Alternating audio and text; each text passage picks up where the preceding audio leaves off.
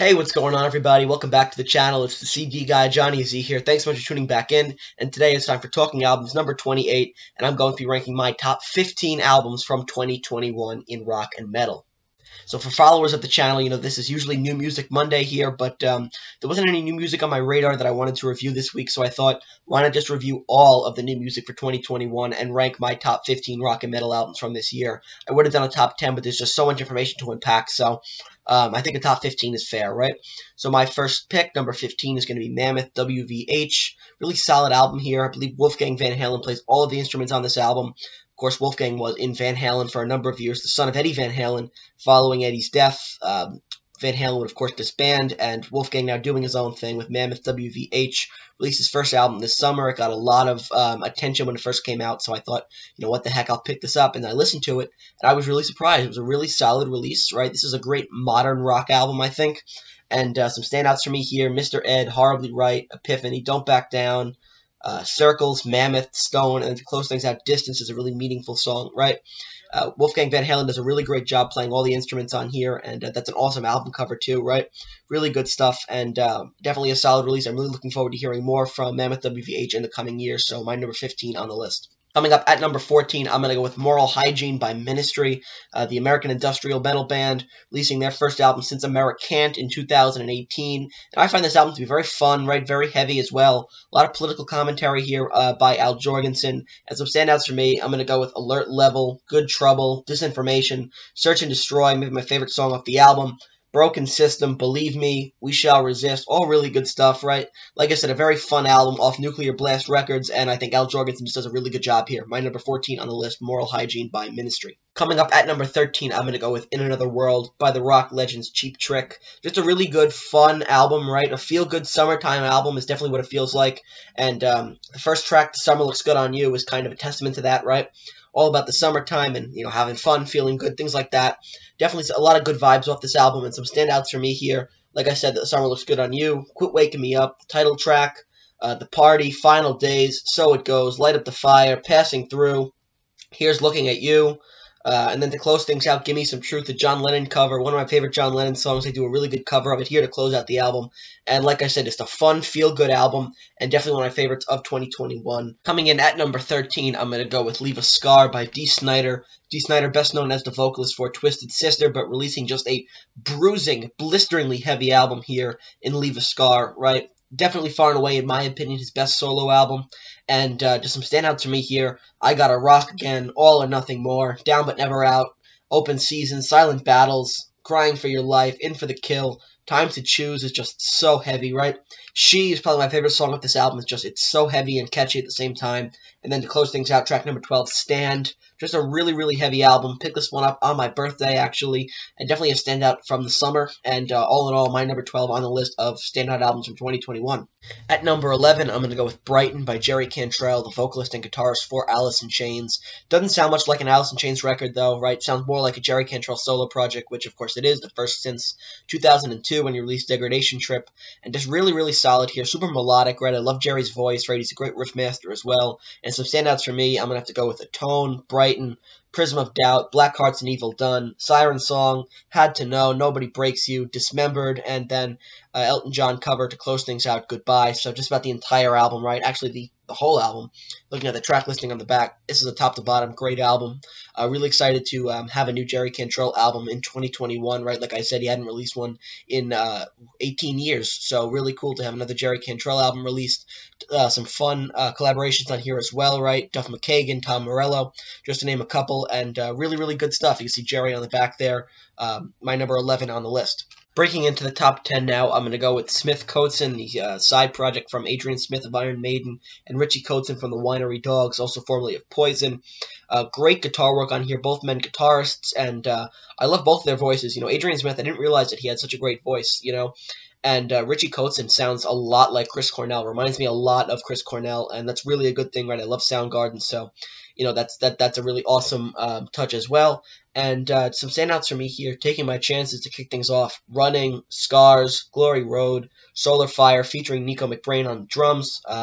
You Don't Know Me is probably my favorite song of this album, right? Just so great, right? The guitar work is amazing. There's amazing soloing throughout this entire album. I Want to Stay, and then Till Tomorrow to close things out. Like I said, the guitar work is superb. I love Richie Kotzen's vocals. I was surprised by Adrian Smith's vocals and how good they were here. And I love to hear more new music from Smith Kotzen in the future. Moving on to number 9, I'm going to go with Sermons of the Sinner by KK's Priest. KK Downing, of course, leaving Judas Priest several years ago, wanted to come back. They wouldn't let him back in, so he said, okay, I'm going to form my own version of Judas Priest, right? Recruiting Tim Ripper Owens on vocals. And this is a really, really good album, super heavy. It's very Priest-like, and I think it's better than anything that Priest has done in a number of years, Some standouts for me here: Hellfire, Thunderbolt, Sermon of the Sinner, Sacerdote y Diablo, Raise Your Fists, Brothers of the Road, Metal Through and Through, Hail for the Priest, and to close things out, Return of the Sentinel. Like I said, very Priest-esque, right? This was actually the first video that I ever made on the channel, was reviewing this album, and if you watch it, I wouldn't recommend it. It's I've definitely come a long way since then, let's just say that. And just a really, really solid release here. I love that cover, too, with obviously with KK on the cover. In this instance, he's the sinner, right? And like I said, really, really good stuff. My number 9 on the list. Coming in at number 8, how about Blood in the Water by Flotsam and Jetsam, the thrash metal pioneers, right? They've been around for almost 40 years and doing some of the best work of their career in the later stage of their career, right? Their past few albums have just been fantastic, and this album here, no exception. There's an awesome cover there, and some standouts for me. Blood in the Water, the title track, is great. Burn the Sky, Brace for Impact, A Place to Die, The Walls, Cry for the Dead is probably my favorite song off this album. Too Many Lives, Great Dragon is awesome. Undone, 7 Seconds to the End of the World to close things out. Produced by the band themselves, and just really, really great stuff here. And I feel like I'm saying that a lot. Good stuff, great stuff. Well, it's a top 15 album of 2021, so of course they're all going to be good to great, right? Coming in at number 7, I'm going to go with Too Mean to Die by the German heavy metal band Accept, releasing another album here with Mark Tornillo on vocals, and Accept continuing to put out great albums, even though Wolf Hoffman is the only original member left. The band is still kicking, right? Another really great album by them. Some standout tracks for me: Zombie Apocalypse, Too Mean to Die, Overnight Sensation, No One's Master. The Undertaker's probably my favorite song on this entire album, right? I believe it was the lead single for this record as well. Sucks to Be You. The Best Is Yet to Come is a super underrated song. How Do We Sleep? And then the instrumental Samson and Delilah to close things out. Nuclear Blast Records had a great year this year, right? A lot of really solid releases, and this is one of them. My number 7 on the list. Coming up at number 6, I'm going to go with A View from the Top of the World by Dream Theater. Dream Theater coming back with a great album this year, and technically it's one of their best in my opinion. John Petrucci is just so awesome on this album, right? Just so many great solos, and James LaBrie with an excellent vocal performance as well. Some of my favorite songs have to be, Alien, Answering the Call, Invisible Monster, Awaken the Master, and then A View from the Top of the World, the title track, 20 minutes long. Dream Theater can write songs like that in their sleep. So well put together. I really enjoyed this album. I've been listening to it a lot lately, and I think number 6 is a fair place to put it on my list. Moving on to the top 5 now, I'm going to go with Detroit Stories by Alice Cooper. I love Alice Cooper, man. In case you can't tell here, I love Alice Cooper. And super happy to see Cooper releasing another album this year, right? I think even in his older age, right, later on in his career, still putting out really great albums and a lot of fun, too. Some standouts for me. Rock and Roll is a really good Velvet Underground cover. Go Man Go, Our Love Will Change the World is an interesting Alice Cooper song. I didn't like it at first, but it definitely grew on me. Social Debris is probably my favorite song of this album. It sounds like it could easily be like an original Alice Cooper band song, $1,000 High Heel Shoes, Hail Mary, Detroit City 2021, right? Alice Cooper re-recording the song that was originally off The Eyes of Alice Cooper. Drunken in Love is a really interesting song. Independence Dave is fun. I Hate You is interesting. Wonderful World is really good, and it's got this super heavy undertone, makes it one of my favorite songs of this album. Sister Anne is fun. Hanging On by a Thread, Shut Up and Rock, and then East Side Story to close things out.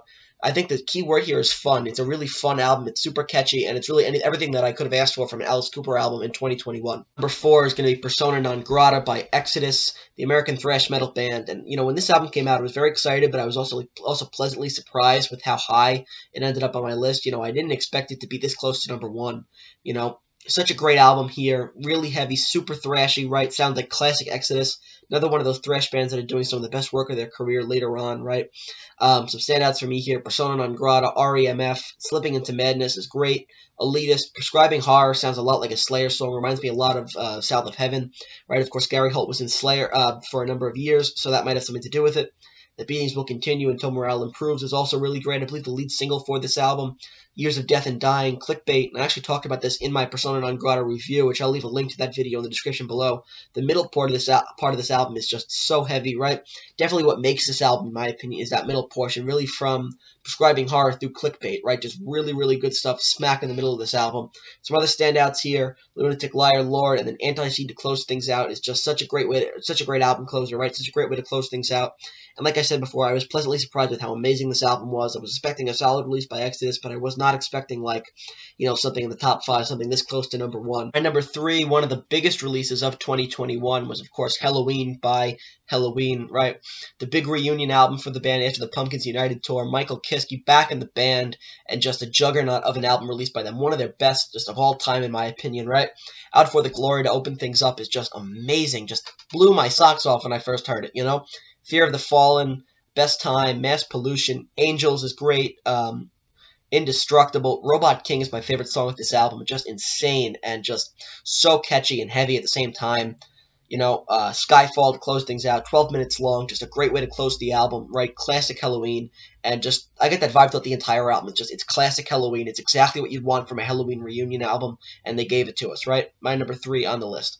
My number 2 on the list is the Lunar Injection Kool-Aid Eclipse Conspiracy by Rob Zombie. Just a ridiculous title for an album, but you know what? When he's making music like this, he can call it whatever he wants.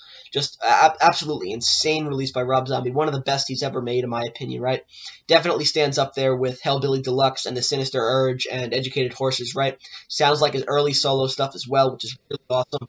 And some standout tracks for me on here: The Triumph of King Freak, The Ballad of Sleazy Rider, Shadow of the Cemetery Man. 18th Century Cannibals is really an out there song, but one thing I like about this album is it's pretty experimental, right? Rob Zombie trying with new stuff, whether it be like, you know, comedy bits or little instrumental pieces or just something totally different, and that's what makes this album work, in my opinion, right? The fact that Rob Zombie's not afraid to take risks here.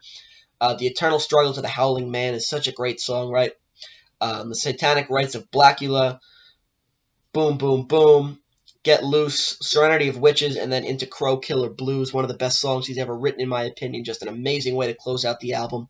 And Rob Zombie just continuing to make great music, right? Just before I get to my number 1 here, a couple honorable mentions. First, I'm going to go with Unplugged in Boston by Megadeth, recorded in 2001, finally released here, an acoustic set. And I really love the way that they reworked Holy Wars to fit the acoustic setting, right? I love Acoustic Symphony of Destruction, right? Acoustic Moto Psycho sounds really good as well. And then Acoustic Promises is probably my favorite song off of this live album. Just really, really good. And also, I'm going to go with Turning to Crime, the most recent Deep Purple album, a covers album. I just reviewed it last week here on the channel. A really fun covers album. You know, is it top shelf Deep Purple? No, not at all, but a really fun covers album nonetheless. So 2 honorable mentions here that just quite didn't make the list. Coming up at number 1, my number 1, for me, it really couldn't be anything else but Senjutsu by Iron Maiden. Maiden, my favorite band of all time. I was so excited for this album, and you know, when I first heard it, I thought it was really good, you know, but it definitely grew on me from there, right? Every single listen, it just gets better and better. You know, I think that all of these songs are just, you know, they're different from Maiden, right? They're a little more melodic. There's not as much of that heavy crunch to it, but it's still great Maiden. You know, one criticism I have is I wish that Bruce Dickinson's vocals were turned a little bit higher up in the mix, but aside from that, I really love this album, and nothing but good things to say about it, right? Some standouts for me, I love the title track, right? Stratego is one of my favorite songs of this album. Writing on the Wall, the lead single, is great. Time Machine really grew on me. You know, I didn't like Time Machine at first, but that one really, really grew on me to the point now where I really like it. I hope they do it live as well. Days of Future Past, Lost in a Lost World, Hell on Earth to close things off is probably the best song on here. Sounds the most like something off of Book of Souls, right? And just all in all, an amazing album. 2 CDs, Maiden doing it again with a great release. My number 1 on the list. There really could be no other number 1 for me. So that wraps up my ranking of top 15 albums from 2021. This took me a while to record, right? In case you can't tell by the lighting change in here. It's taking me all afternoon. Now it's getting dark, so figure I'll wrap things up. Thank you all so much for watching. If you stuck around all the way to the end, I appreciate it. And if you enjoyed this video, please hit the thumbs up, subscribe to the channel down below, tap the bell for notifications to be notified of a new upload, and let me know down below what are some of your favorite albums from 2021. Till next time, it's the CD guy, Johnny Z, signing off. Take care, everybody.